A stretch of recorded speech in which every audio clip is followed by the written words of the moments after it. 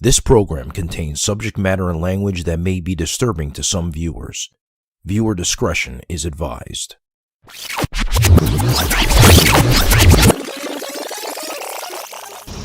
Halito Tribe, I'm your host, Chief Cali, checking back in with you for another episode of Our Story, 1968 Indian Civil Rights. Wait a minute. Now, speaking of Indian Civil Rights, before we jump into this episode, I want you to check this out real quick. I think this is very important before we move on into this next episode. In 1897, the Smithsonian Institute's Bureau of American Ethnology wrote in its annual report that, and I quote, "The blood of the Southern Negro is unquestionably Indian," end quote. The Bureau, whose focus was on North American Indian cultures, was established in 1879 by Congress. According to the Bureau, and I quote the full quote, "As the coast tribes dwindled, they were compelled to associate and intermarry with Negroes until they finally lost their identity and were classed with that race, so that a considerable portion of the blood of the Southern Negro is unquestionably Indian," end quote. So you may ask, if it was known that the blood of Southern Negroes was unquestionably Indian, and Indian blood is what defines who an American Indian is, why is it difficult for dark-skinned people to claim their native identity? The answer lies in colonial laws, which made slave blood negate Indian blood. Have you ever asked yourself, what does Dr. King, what did he mean when he said the Negro finds himself in exile in his own land? Not in a foreign land, not somewhere else. He said in his own land. Well, Dr. King, what would the Negroes' own land be? This is where you start to connect basic dots. That's what I want you guys to do. This is where we're at. We're not going over your head. Just connect basic dots. Your grandparents, your elders that told you that they were an Indian and they didn't claim African, they were also called a Negro. They were called that. The Negro finds himself in exile in his own land. Not only did Dr. King say that, but he also said before the Pilgrims got here, we were here. Who is this we he's talking about? This sounds kind of like the same thing Benjamin Franklin was saying. In the year 1664, there were 7,000 Dutchmen besides the real Dutch. Prussians, Bohemians, French, Swedes, Norwegians, Danes, and 5,000 English, including Scots, Welsh, and Irish. Can I prove that these people were black? Yes, I can. See Benjamin Franklin's essay, America as a Land of Opportunity, 1751. Benjamin Franklin, why should the Palatine Moors be suffered to swarm into our settlements? They will never adopt our customs, any more than they can obtain our complexion. All of Africa, Asia, and America are black. All of Africa, Asia, and America are black. All of Africa, Asia, and America are black. Russia, Italy, Spain, France, Swedes, and the Germans are black. The principal whites are made up of the Saxons and the English. The Scots, Welsh, and Irish are not Saxon or English. When Benjamin Franklin writes this essay in 1751, the black German king, George II, is sitting on the throne of England. Benjamin Franklin also stated that this was a Negro country. We have to ask ourselves, why is the descriptions not matching up with the Native American Indians who say this is their land and that the reclassified American Indian is still in their identity on this land? Why doesn't the descriptions match up? Dr. King said the Negro finds himself in exile in his own land. Even Benjamin Franklin, who's supposed to be one of the forefathers of the land, states that this was a Negro country, right? Other explorers documented that when they arrived here to this land, there were Negroes here, copper-colored people here. If we take a look at the Native Americans, they're very much a beige color to now almost a white pale skin complexion. Where is their copper going? Where is the copper of this people? Of course, today you may find some Native Americans who's just as brown as you, but that's definitely going to happen at this point in time when you're mingling with people of the land, when you're mingling and procreating with reclassified American Indian Negroes. Of course, you're going to have people with copper in your tribes, but let's not play the games. Your tribe as a Native American Indian is looking more and more beige, Hispanic, Asian, and almost pale to the color, pale white to the color as a European. Where is your copper going? But let's get back into this. I think this sister has some words to say. You have to make this make sense. We can explain it to you, but we can't make you understand it. Check this out. People say, well, we came from boats on from Africa, and this is not true. So I wanted to give some documentation to clarify this issue, because we're not Africans. We're not African Americans. We are the Americans. Okay, so on that note, I am not the only one. I felt that the best documentation to give, to put out there for everybody, so that everyone knows who they are, is documentation directly from Martin Luther King. And in Martin Luther King's I Have a Dream speech, third paragraph, and as you see, I marked it here for you. Third paragraph, it makes it very clear on who we are. But 100 years later, the Negro still is not free. But 100 years later, the Negro still is not free. 100 years later, the life of the Negro is still sadly crippled by the manacles of segregation and the chains of discrimination. 100 years later,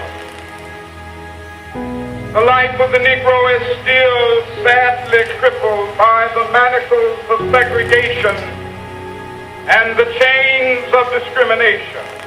100 years later, the Negro lives on a lonely island of poverty in the midst of a vast ocean of material prosperity. 100 years later, Negro lives on a lonely island of poverty in the midst of a vast ocean of material prosperity. 100 years later, the Negro is still languished in the corners of American society and finds himself an exile in his own land. 100 years later, the Negro is still languished in the corners of American society, finds himself in exile in his own land. Now, of course, if it's his land, it's also who? Her land. Women are the ones who create the races. All nations are created from the wombs of the women of their species. So, Martin Luther King didn't say exile in Africa or as a captive in a foreign land. He didn't say as an African living in a land. He said exile. And as people, we are still living and being considered a nation in exile within a nation. And I'm saying this because there's too many people who are being robbed of their human dignity and just being totally exploited. There is no such thing as half Indian. All descendants from American Indian women are Negroes or Negroes. And I don't want to use the derogatories of colored and niggers and all these other things to denote. But that means, what does that mean? What was Martin Luther King saying? he was saying that he was indigenous and that we were being excluded from the artificial society. And one thing he constantly called the United States was our nation, because they had been told that they were to be included. I Have a Dream speech, paragraph 4, it says, in a sense, we've come to our nation's capital to cash a check. In a sense, we've come to our nation's capital to cash a check. When the architects of our republic wrote the magnificent words of the Constitution and the Declaration of Independence, When the architects of our republic wrote the magnificent words of the Constitution and the Declaration of Independence, they were signing a promissory note to which every American was to fall heir. they were signing a promissory note to which every American was to fall heir. This note was a promise to all men, yes, black men as well as white men, would be guaranteed the unalienable rights of life, liberty, and the pursuit of happiness. This note was a promise that all men, yes, black men as well as white men, would be guaranteed the unalienable rights of life, liberty, and the pursuit of happiness. Now, anybody who has actually understood that level of history, yes, that was a promissory note to men, but it was not actually a promissory note to descendants of American Indian women. So those men were still considered 3/4 of a human being. So the question is, how come in 1963, if you look at any tape of Martin Luther King, you will see that thousands and thousands and thousands and thousands of people were protesting for the treatment they were in their own homeland. So how come in 1963 everybody understood that Negro people were the Indians, and by 1993, 73, we had now became Africans? Wow. Okay, so there's been a defrauding going on here. But the question we should be asking, why are we changing our name? And who's influencing us to adopt an artificial identity?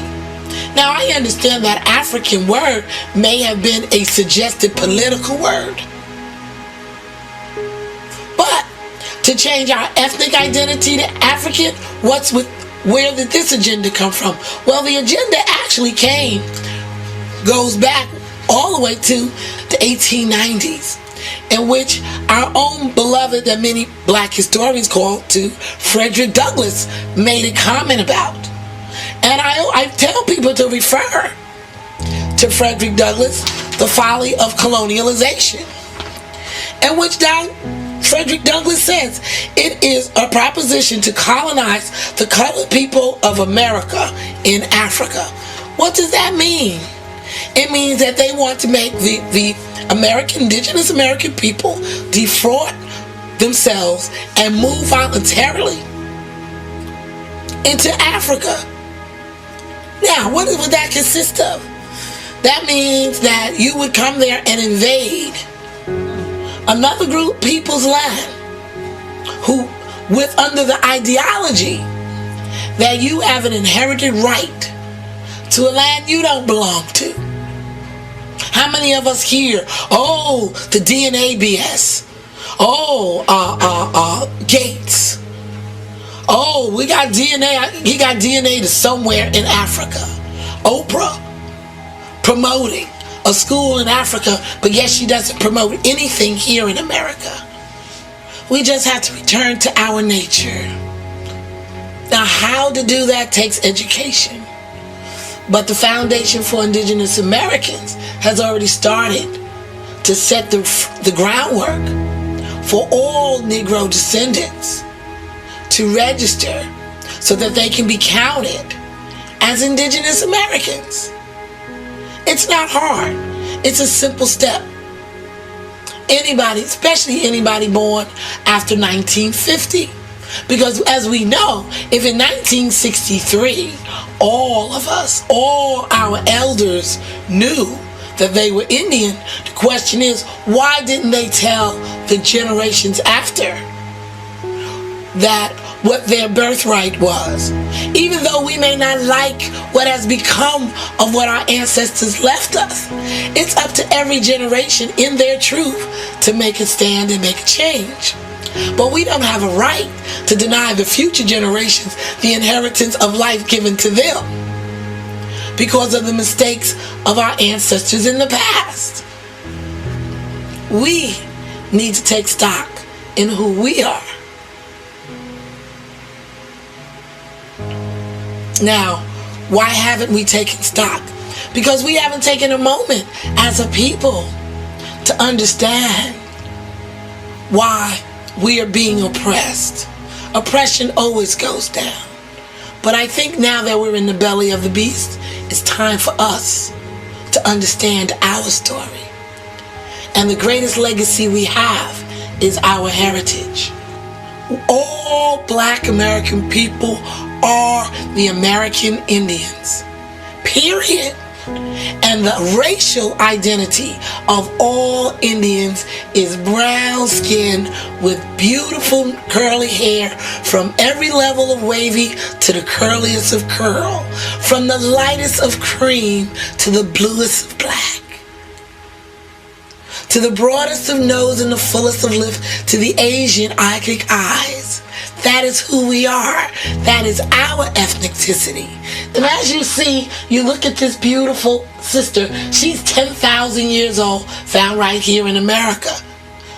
All right? She is one of us. Think about it. I know this sister, her descendant who looks just like her, living today in Atlanta, Georgia. So it's just to show that we've been in America for thousands upon thousands of years. And our ancestors have made tremendous contributions to America. And there's no reason why we shouldn't be standing in our truth. Especially sisters, because there's a very propaganda to beat sisters and disrespect them for their right to be mothers. Why is that? And this is a form of genocide. All of these things are a form of genocide. So if anyone tells anyone that they are not indigenous, then you bring them back to Martin Luther King. Because Martin Luther King represented indigenous people on his homeland as an indigenous American man. We are not Black Americans. We are indigenous Americans. And America is us. Free at last! Free at last! Thank God Almighty!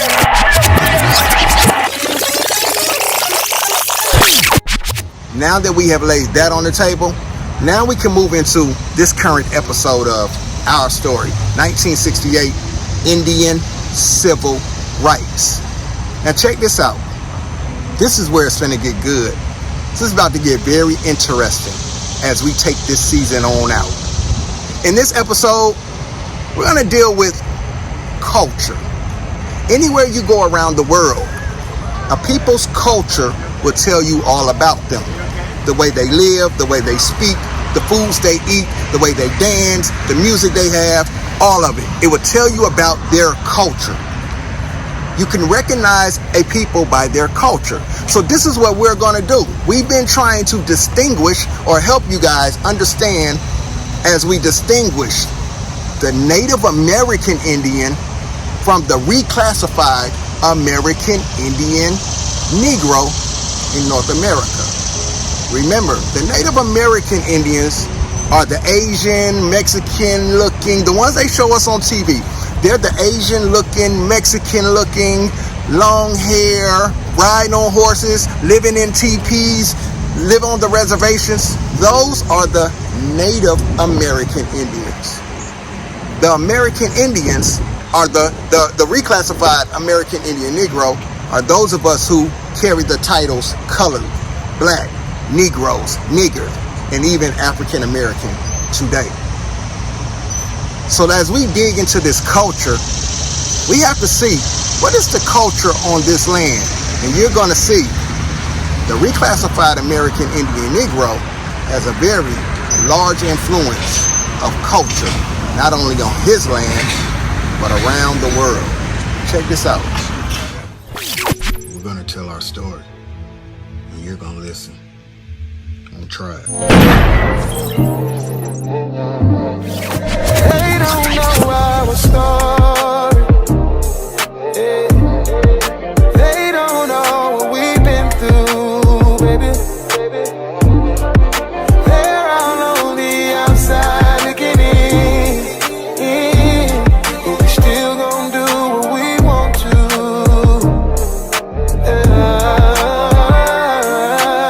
Touching conversations. A bunch of apologizing and explaining. But we live and we learn. Hey, I bet they ain't think that we would make it, but we overcame it. This shit ain't nothing to play with. Family over everything is still the same shit, and I wouldn't trade it for nothing. Nah, we've been through hell and back, but we're still standing. Standing on all 10. Hey, you know how we do it, we go all in. Yeah, it's us over everybody. Why when it's trouble in paradise, nosy motherfuckers wanna hear about it. Let's be clear about it. We don't make decisions based on their opinions. We can't expect, nor can we make them see the vision, as long as we know the business. Cause they don't know our story. Yeah. They don't know what we've been through, baby. They're all on the outside looking in. But we still gon' do what we want to.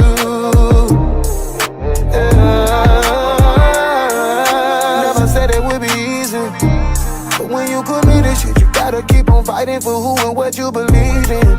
Believe me, cause I ain't going nowhere, baby. I'll be here till the end of time. Take no chances, I won't jeopardize. No, I won't. Cause true love only happens once. I know my past ain't pretty, yeah, but she still ride with me, yeah. You see, this ain't for everybody. I when it's trouble in paradise, nosy motherfuckers wanna hear about it. Let's be clear about it. We don't make decisions based on their opinions. We can't expect, nor can we make them see the vision, as long as we know the business. Cause they don't know our story. Yeah. They don't know what we've been through, baby. They're all on the outside looking in. But we still gon' do what we want to.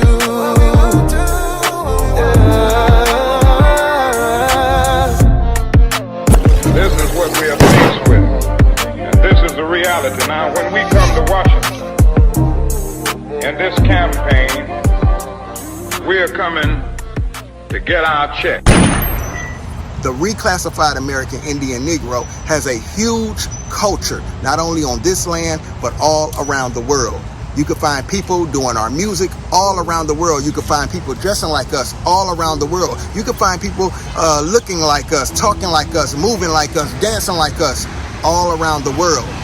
And I say all of that because of this. If we allow other people to tell our story, you'll have people who will tell the story that you are stealing their culture and their identity on their land, when you can barely find a culture from them. But you can always find them stealing your culture.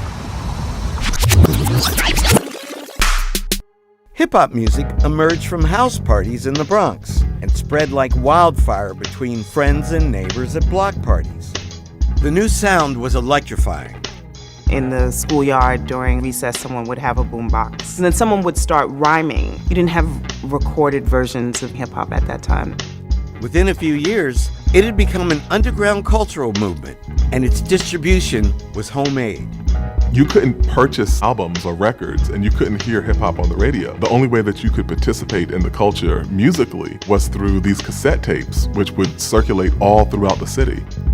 As its influence deepened and broadened, the music spread from the underground onto the radio. In 1979, a group from suburban New Jersey released Rapper's Delight, one of the first hip-hop records. The boogie to the boogie to beat. Now what you hear is not a test, I'm rapping to the beat. And me, the groove, and my friends are gonna try to move your feet. And the Sugar Hill Gang's hit was just the beginning. As hip-hop evolved, it became a passion shared by millions of young Americans who used it to articulate their identity and their politics, creating a vibrant, multicultural community across the country. Our generation of young people, we had to find new ways to communicate, just getting on the records and speaking about the truth.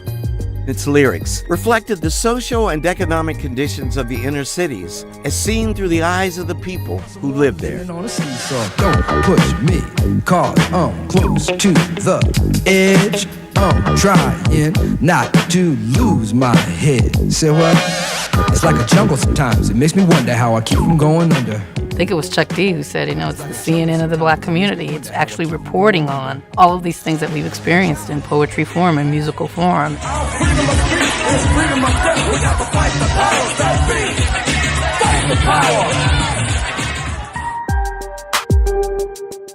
In 2017, hip-hop surpassed rock as America's #1 stream genre for the first time ever. Decades after its birth, hip-hop has grown from its underground origins in the Bronx to become one of the most popular genres of music throughout the world. To become one of the most popular genres of music throughout the world. To become one of the most popular genres of music throughout the world. Native Americans, if this is your culture, if this is your culture music,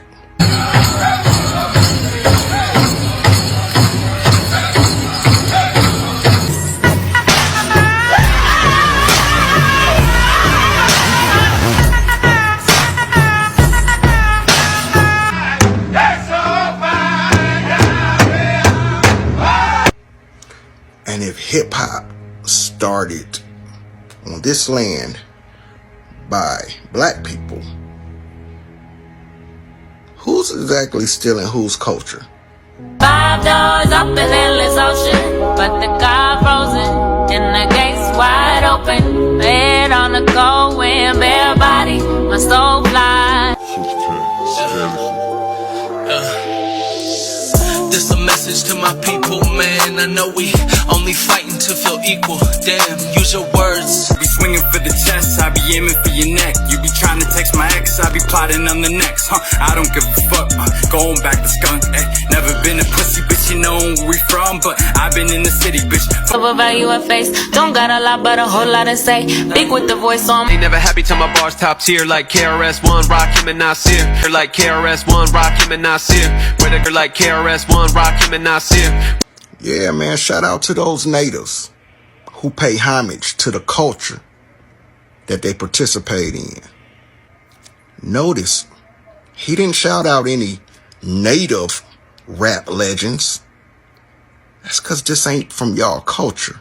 He made sure to pay homage, though, to the rap legends of black culture, music. Shout out to y'all, though. Shout out to y'all. Don't Kurt Cobain, R.B. legend. IDK, don't swerve on my driven. Savage Kingdom up on my risen. Talk you flaking all about wishing. My new place silent your image. I'ma stay. GC state, where the women stay fly and the fellas stay paid. When the block shut down just to watch the cars play. It's the home to the suns, black and purple all day. I'm just saying, look like a whole lot of black culture mimicking going on them reservations. I'm just saying, who's really stealing whose culture? Y'all sure y'all want to stick with that?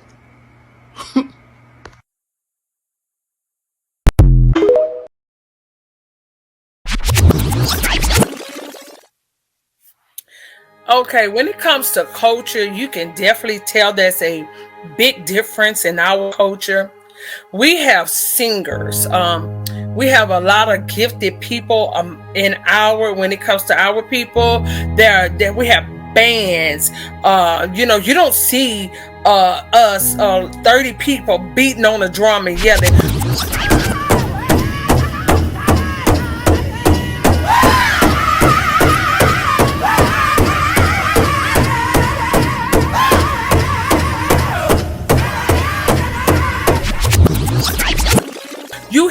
one person on the drums, you hear another person on the trombone or whatever instrument they're good in, and you'll hear somebody with, you know, a voice that, you know, that puts, you know, at people at awe.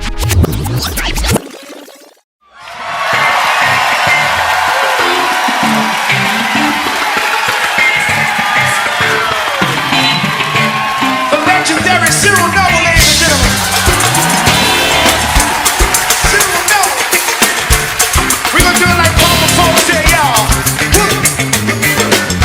Do you wanna funk it up? Do you wanna funk it up? Come on, step. Do you wanna funk it up? Do you wanna funk it up?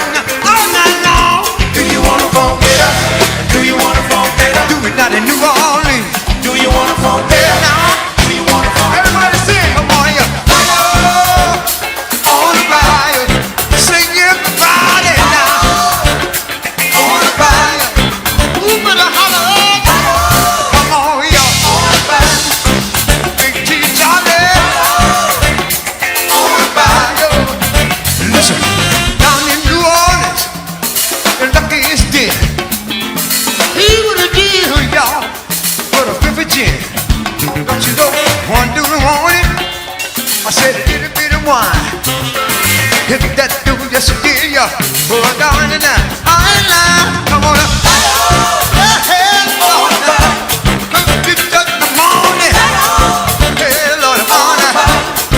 You from the morning. Hey, now. Tell Mama Big Chief Johnny. Hey, Lord, Mama, on the fire. Hey, come on, shut it now. Swamp water running through my veins. Hey, the Mississippi River can't be tamed. I hold my hero in the middle of the night. In the night now. 6-1 ruler, uptown ruler. Do it right. Now like your fire. Come on, you on it, fire. Hey, sounding on it now. Hey, Lord, yeah. On the fire. You know you boy. Hey, now, Lord. I'm talking about my big G, darling. When it comes to dance, you can come to New Orleans and there's something that we call second lining. You can tell that that was studied and tried to be copied.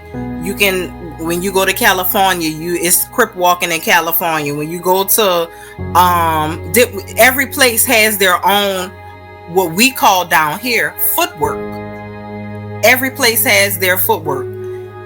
It's very much so imitated, but it cannot be duplicated. And it can't be like, if you don't have that soul in you, that if you're not that original, you're not gonna, it's not gonna click for you. So when it comes to culture, our people kept up when it comes to culture with the music.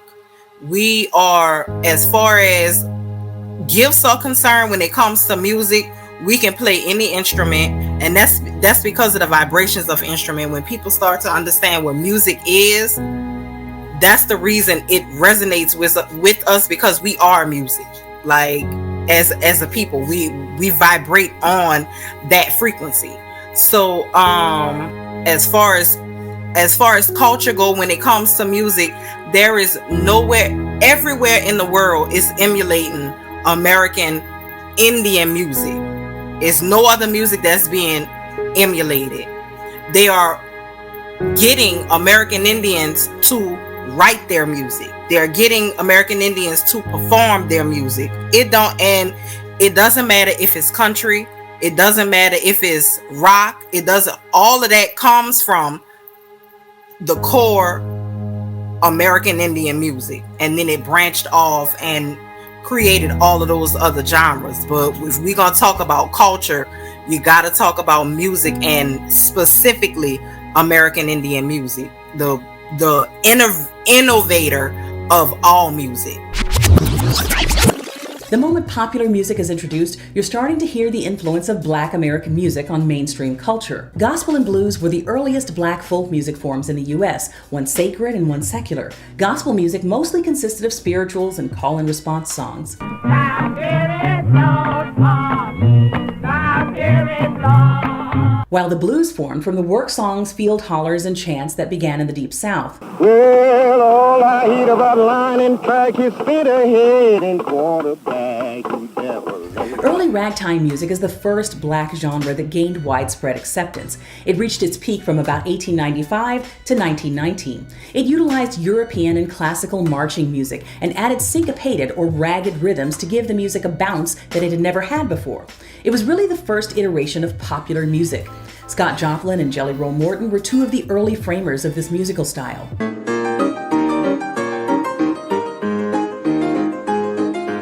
From ragtime came the Harlem Stride piano players like James P. Johnson and Fats Waller.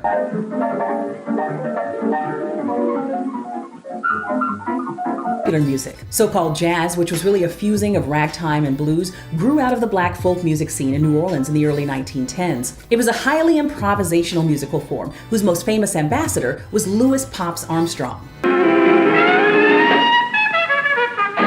The swing era that soon followed.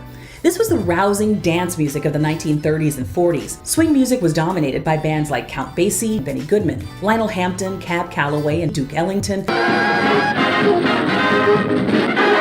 By the 1920s and 30s, a new driving rhythm called boogie woogie was gaining popularity.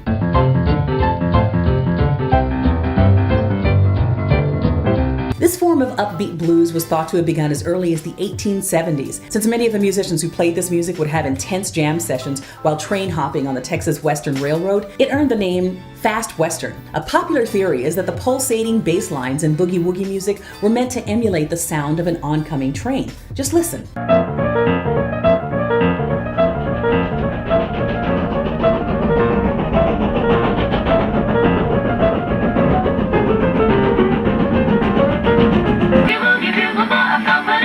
The driving left-hand rhythm of the boogie woogie and stride players really set the stage for what would come to be known as jump blues in the 1940s. Jump blues was a fusing of all of the black American music genres that had come before it. The blues, gospel, swing, and boogie woogie.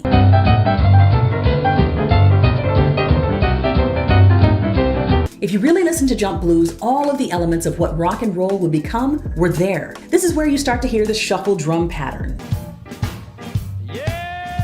combined with a 12-bar blues chord progression.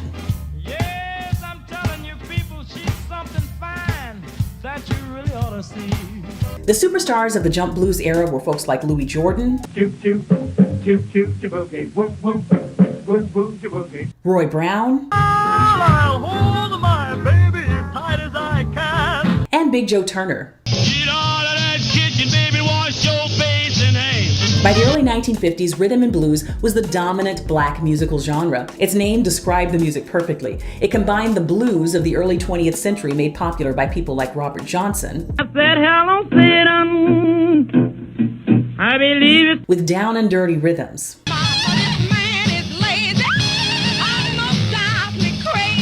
Rhythm and blues was often referred to as race music and was deemed unsuitable to be played on pop radio, where it could have reached a much wider audience. But white folks were getting wind of this music, and industry executives were taking notice. Sam Phillips, who was the first person to record Elvis Presley in the early 50s, famously said, "If I could find a white boy who could sing like a black man, I'd make $1 million." But rock and roll did have a handful of black superstars early on, the most notable of which is Chuck Berry, who many deem the father of rock. He shifted his style from rhythm and blues to rockabilly once he realized that those tracks would garner airplay on fledgling rock stations. The opening riff of his song Johnny Be Good is a direct rip of Louis Jordan's Ain't That Just Like a Woman.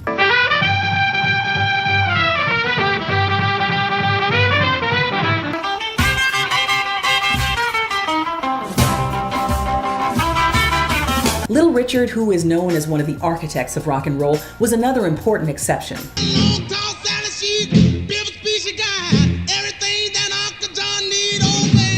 And Fats Domino, who Elvis acknowledged as the king of rock and roll, was one of the most financially successful black artists of that time. Found my thrill.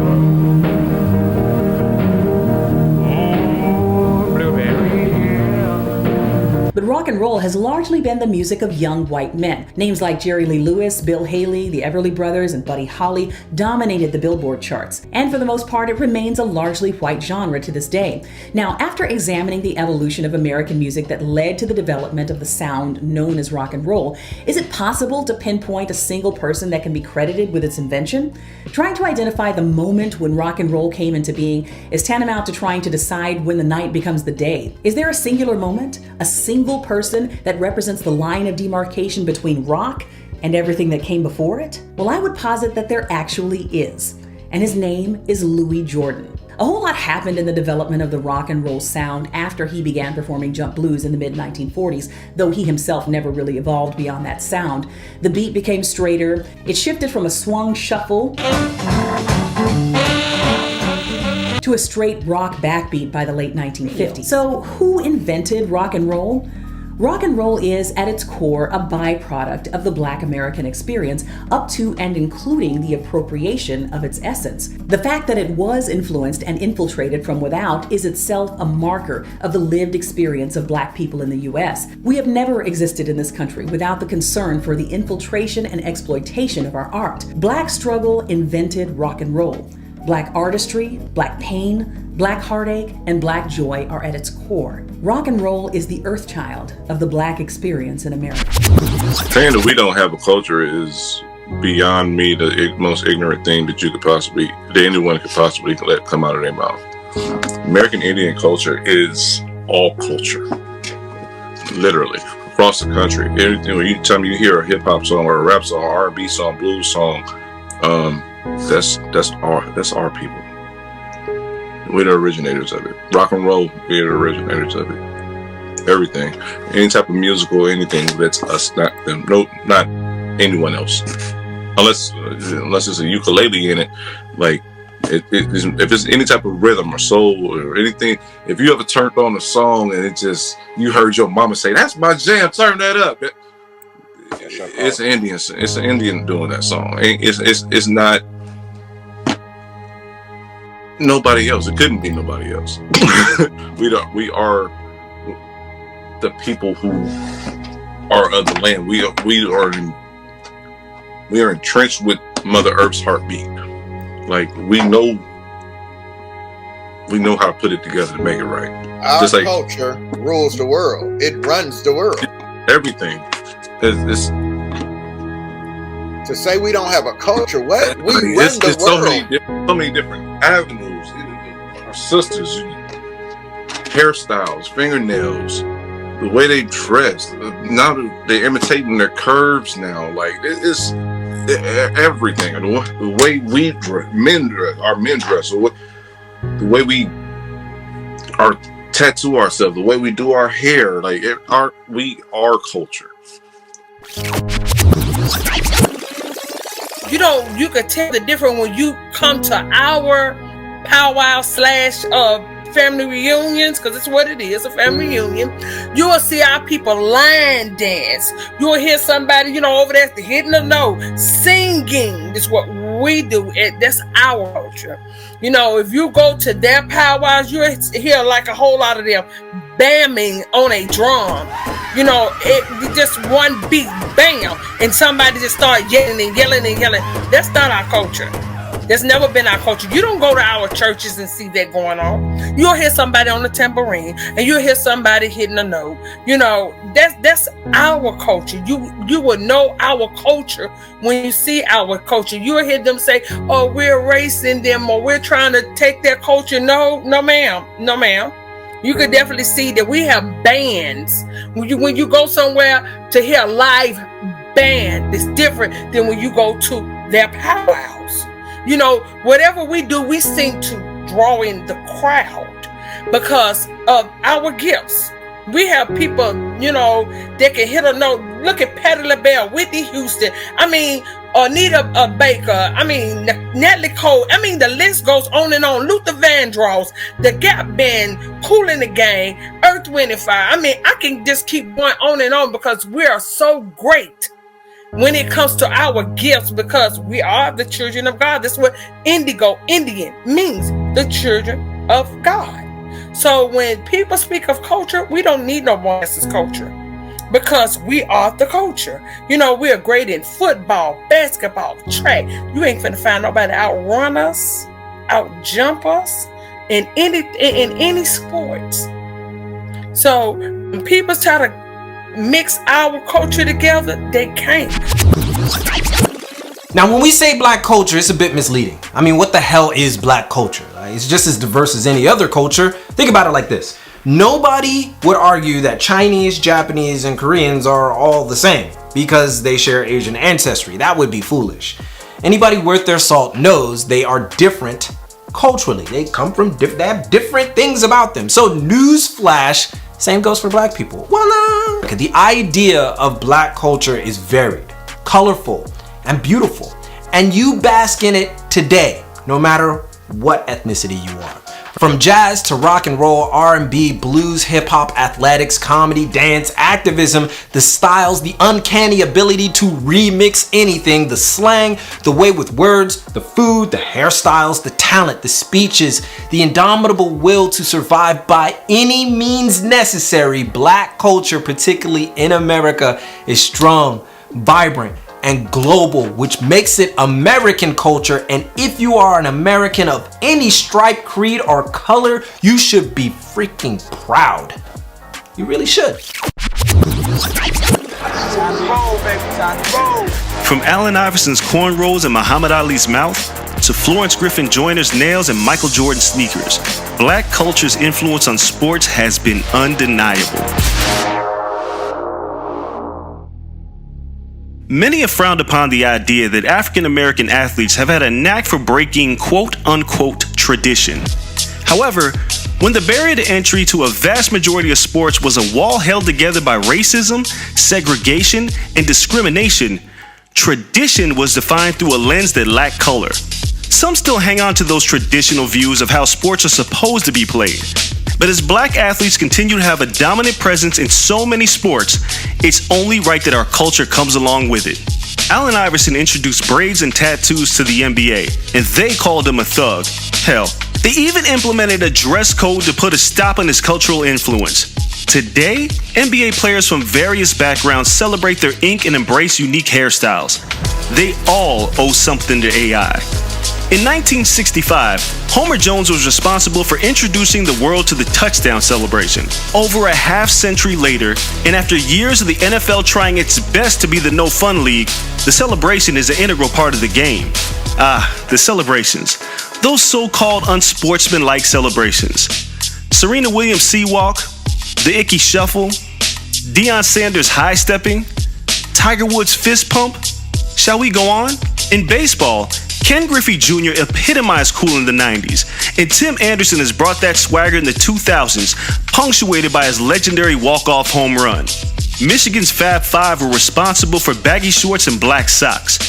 Michael Jordan made the bald head iconic. And the sneakers? Forget about it. If your sport is bland, rest assured that the black community will give it some much-needed seasoning. Gabby Douglas, Simone Biles, and UCLA gymnasts Sofina DeJesus and Nia Dennis spiced up their floor routines with the implementation of hip-hop and R&B, while the legendary Stuart Scott introduced hip-hop catchphrases to the lexicon of the sporting world. Booyah! Simply put, black excellence is everywhere. And if any of this upsets you, it shouldn't. Because whether you like it or not, black culture is, in fact, American culture. Listen, the importance of black American culture can't be understated or swept under the rug for convenience. It is American culture through and through. Again, deal with it. Because you're going to see our greatness stand out wherever we at. Wherever we go, people know who we are. So in order for people to be running around here talking about, we taking people culture still, how? Because if it wasn't for us in America, you wouldn't have no entertainment. You wouldn't have any of these things. You would have, from R&B to blues to country. All these things came from our ancestors. And this was way before anybody even came here. We was already carrying a tune. Nobody taught us how to sing. These are gifts from the indigenous people of America. So make no mistake, we're not mixing the culture. We know our culture, and that's their culture. I find it very interesting every time I hear a Native American tell the world the reclassified American Indian Negro, we're stealing their identity and we're stealing their culture on the land. Where are the Native Americans originally from? Previous genetic work have suggested that the ancestors of Native Americans split from Siberians and East Asians about 25,000 years ago, perhaps when they entered the now mostly drowned landmass of Beringia, which bridged the Russian Far East in North America.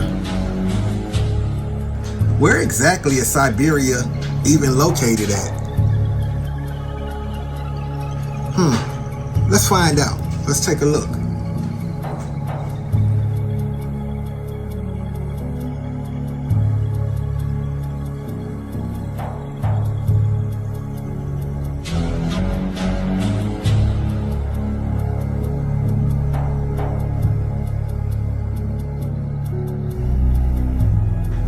Russia? Interesting.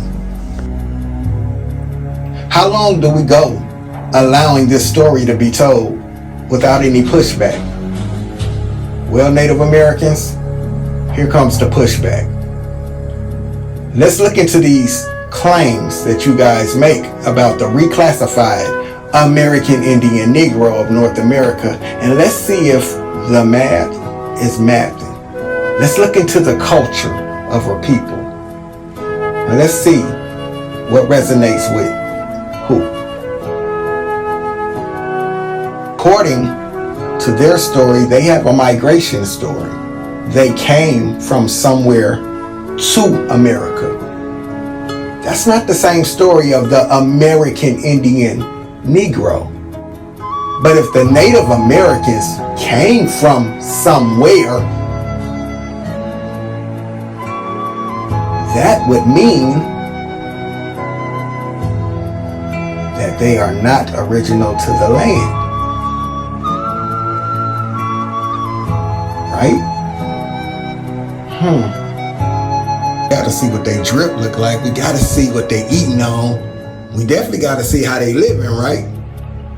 Let's check into their culture. Remember, they said that we're stealing their culture.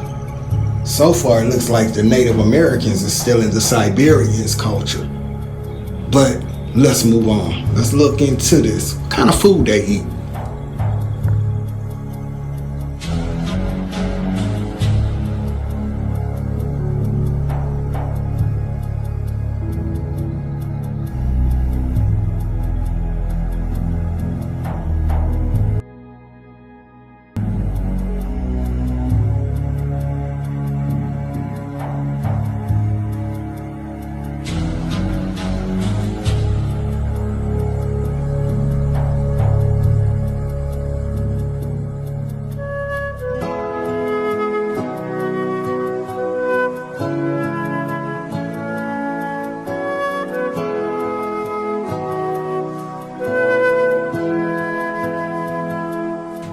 Whoa, now what a coinky dink here, tribe. The Siberians seem to have a thing for teepees, just like the Native Americans of North America. And it's very interesting that people have linked the Native American Indians to the Siberians, the Mongolians, and the Asians. But they say we're still in their culture and their identity on this land. This isn't looking so good right now, Native Americans. It's not looking good. Americans so far seem to have a very strong resemblance in culture to the Siberians. But let's continue. So what we're doing right now, tribe, is we're walking very slow through these claims of us stealing the Native Americans' identity on the land and their culture. And their culture. Keep that in mind. I'm walking you very slow. So far, we've looked at the geographical location of their culture, and it's nowhere near where our family's roots are, which is in that southeast, east coast, northeast, midwest, American Indian Territory.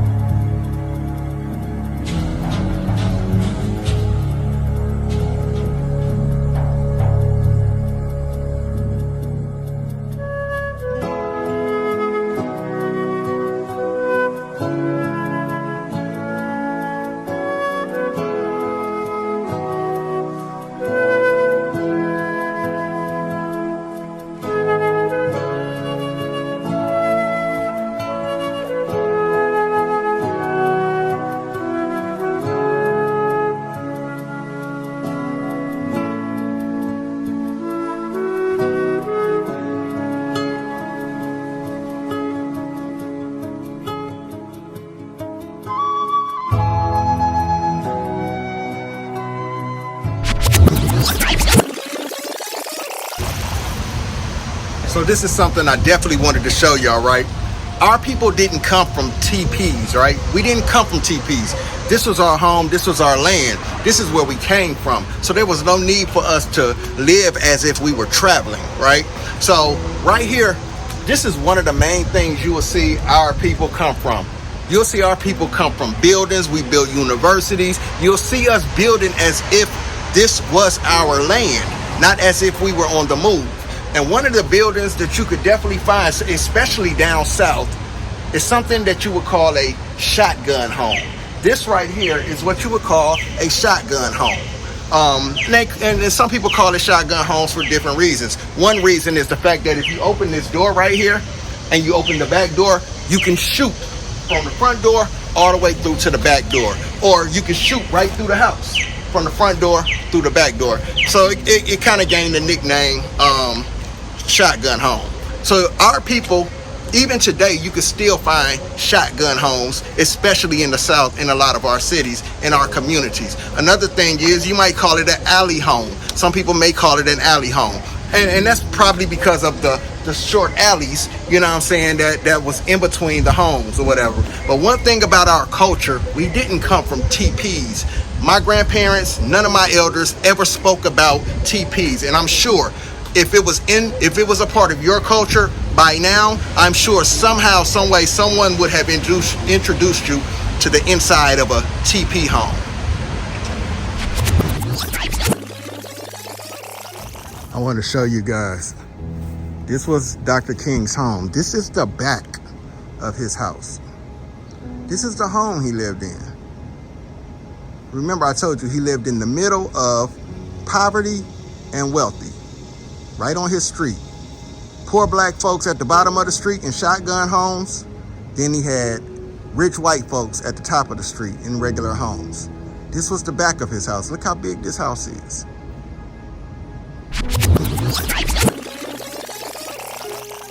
I want to thank you guys for joining us for this episode of Our Story, 1968 Indian Civil Rights. I just want you to know, these next episodes coming, yeah, they're going to get very interesting.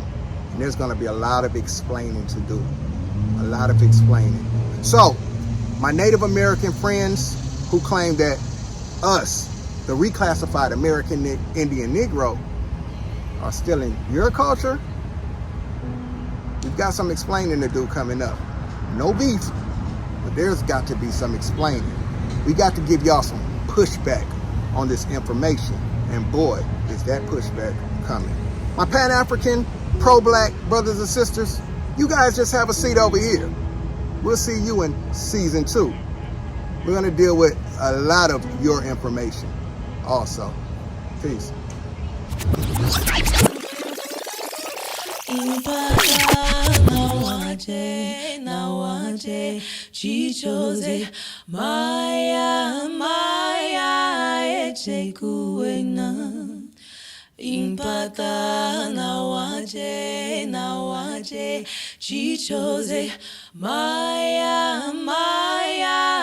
eche kuena. Impata nawaje chichoze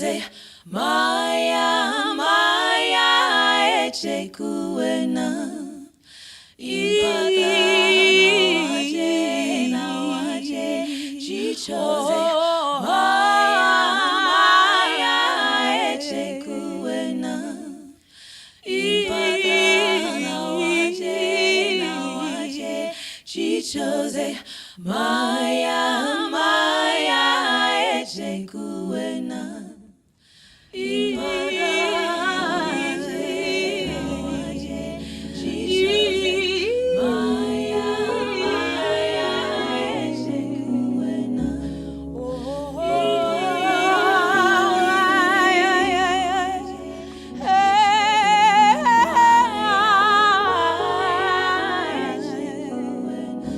Call upon the name of the Most High, Mountain Nigga Woman, Grandma Carrie, and my mama.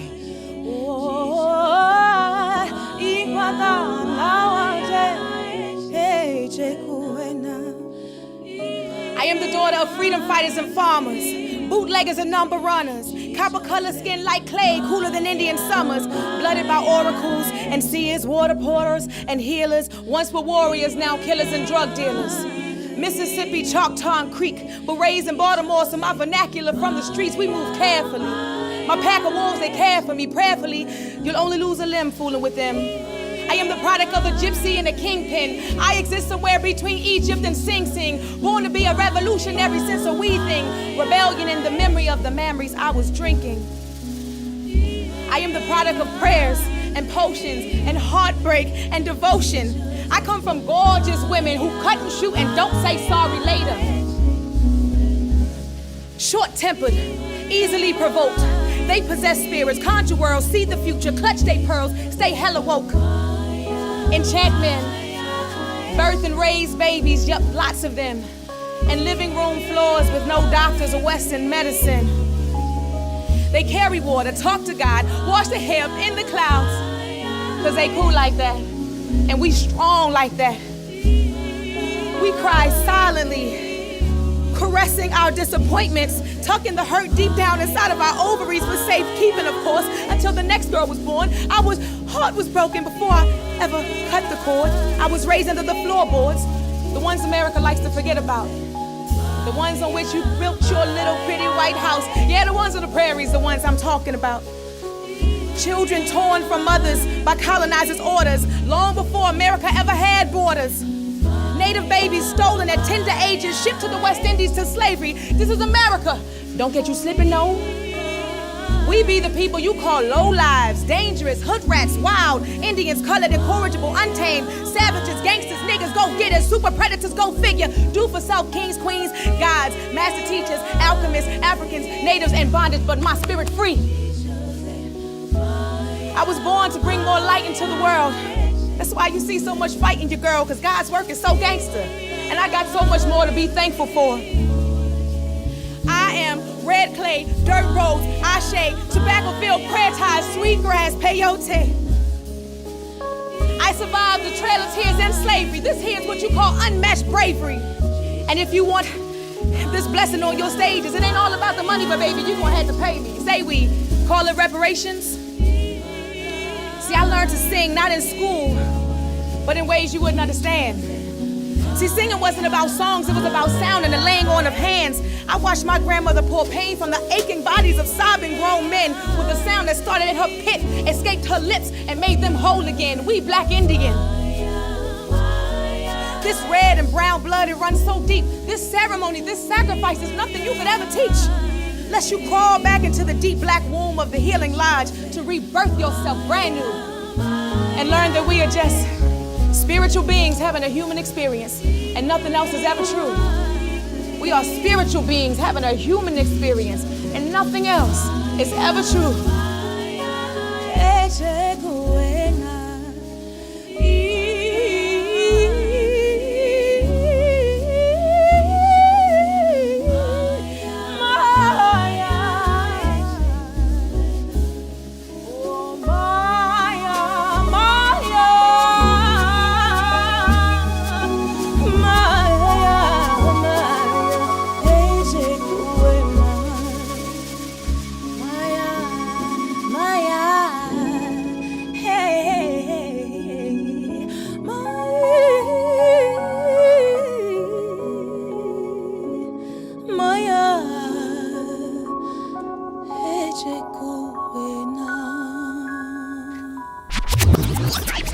Make sure to like, share, and subscribe to the Our Story YouTube channel so you don't miss an episode in season 1 of the docuseries Our Story, 1968 Indian Civil Rights, showing every Sunday, 7 p.m. Eastern Standard Time on the Our Story YouTube channel. Also, make sure to follow the various Our Story social media platforms for more information, interviews, and even bonus footage from different episodes of the docuseries. Our Story, 1968 Indian Civil Rights, Season 1. Like, share, and definitely subscribe to the channel. Peace, tribe.